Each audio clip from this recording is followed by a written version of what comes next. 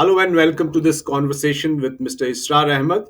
He is the director at Farida Group, which is one of the largest footwear and leather exporters to the US. The group's exposure to the US is pretty large. More than half its exports are to the US and could face an impact because of the tariffs announced by President Donald Trump early this morning. Welcome to the chat, Mr. Ahmed. Thank you so much, Siddhartha. What is the kind of impact that you estimate from the actions that were taken and announced by President Trump earlier today? Actually, we are quite excited about the impact in the sense that the impact is going to be a very positive impact, considering that Indian uh, tariff, the reciprocal tariff that was announced, is only about 26%, whereas our biggest competitors, which is China and then also Vietnam and Cambodia, these are the three big countries that are also shoe manufacturing where shoe manufacturing is done, and they all have above 40%. And it's just either from 40, 46, 49, 54. That's the kind of a difference of almost 20 plus percentage between Indian products that will end up in the US versus the other three countries that I mentioned. Even a country like Bangladesh has in the 30s, whereas we are at the 26% mark. So India will be very positively benefited. I believe that we're already getting calls from some of our customers asking us for more capacity. So it'll be a good impact for us. And these are customers from the US or from other parts of the world? All from the US, all from the US.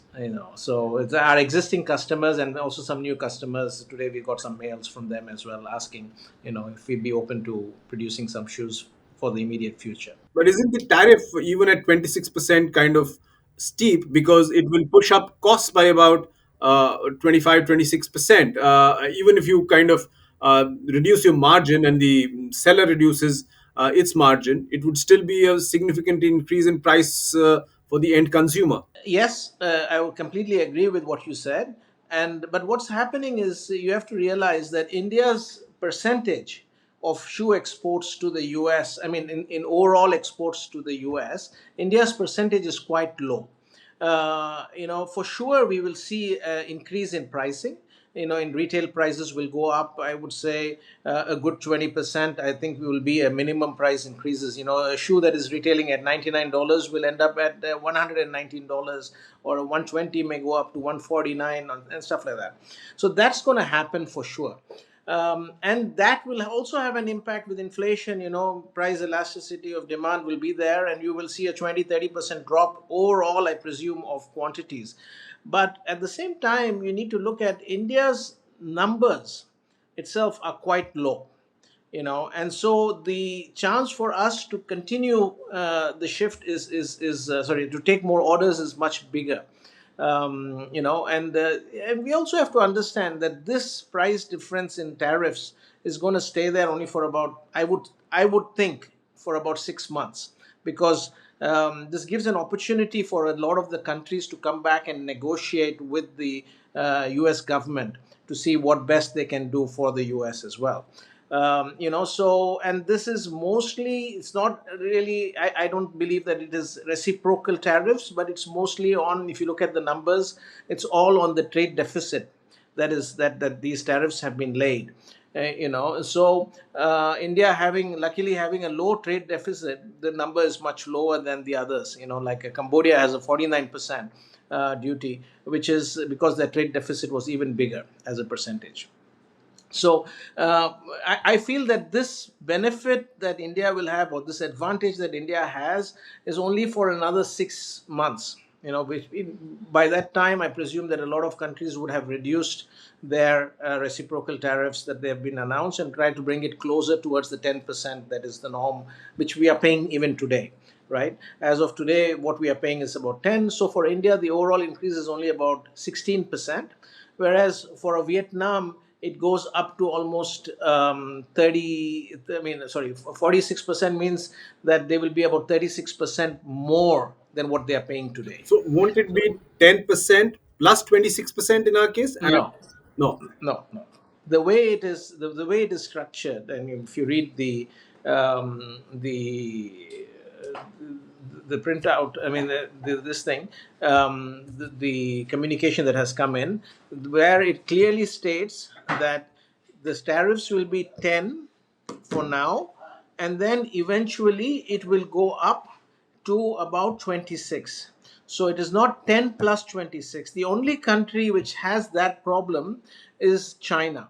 China has been 34 plus 20%, which works out to 54%.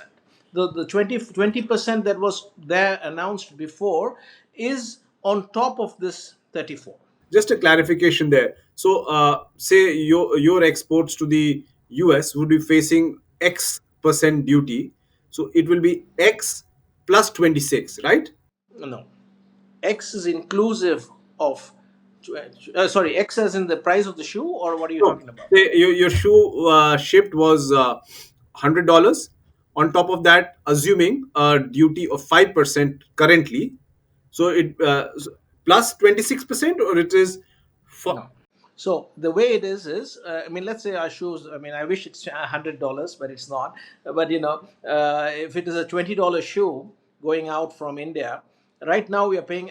The customer pays a $2, which is about 10% duty, right? The same shoe, if it goes out after the 9th of April, will go to 2.6, which is $5.2 is what they will be paying.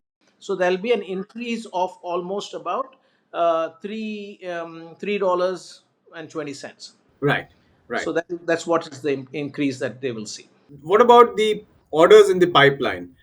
Because I was talking to some footwear manufacturers, and they said that you have orders for about 6 months, and which were Yes. negotiated at a certain price. What happens to those orders? Are you seeing what is the feedback that you're getting from buyers on those orders, where prices were fixed, where quantities were fixed? I think India should be in a better position, because I think the customers will also need us. So they're not going to try to push us to get, they would like to get more capacity. Like the same $20 shoe that I was talking to you about, if they were to buy the same shoe from Vietnam, it will be a $9 duty versus a $5 duty. So there's a $4 extra cost for them, right, out of Vietnam. But for us, it will only be a $5 duty. So there's a $4 cheaper than Vietnam. So I believe that there will be, I'm sure, some pressure from the customers to reduce your prices a little bit, to help contribute towards the duty as well. So there will be some pressures, but it won't be as bad as my competitors in Vietnam or in China. So But that much I can be sure But about. what about the orders that you've already contracts that you've signed? Are you seeing buyers ask for a price cut, or are they saying that keep the order on hold for a few weeks? We got one mail which actually asked us to hold all orders, but that was sent out to every single supplier in their supply chain. As soon as the tariffs were announced, we were asked to hold everything. From one large customer actually said, I think it is because they are taking stock of the situation, because it's rapidly changing, right? And so I don't believe that it should have a major impact on us, because they will need shoes. Even if sales drop by 30%, you still need 70% of the shoes to still come in, and you need it at the most competitive prices as well. So that will continue, I would say. Right. Nike was amongst the worst hit shares last night after the announcement. Nike and Apple. So it suggests that there be pressure on brands like Nike, or Adidas or New Balance and Asics, whoever source footwear from countries like India, Vietnam, China, or the other countries. You suggested that some of that demand may come to India.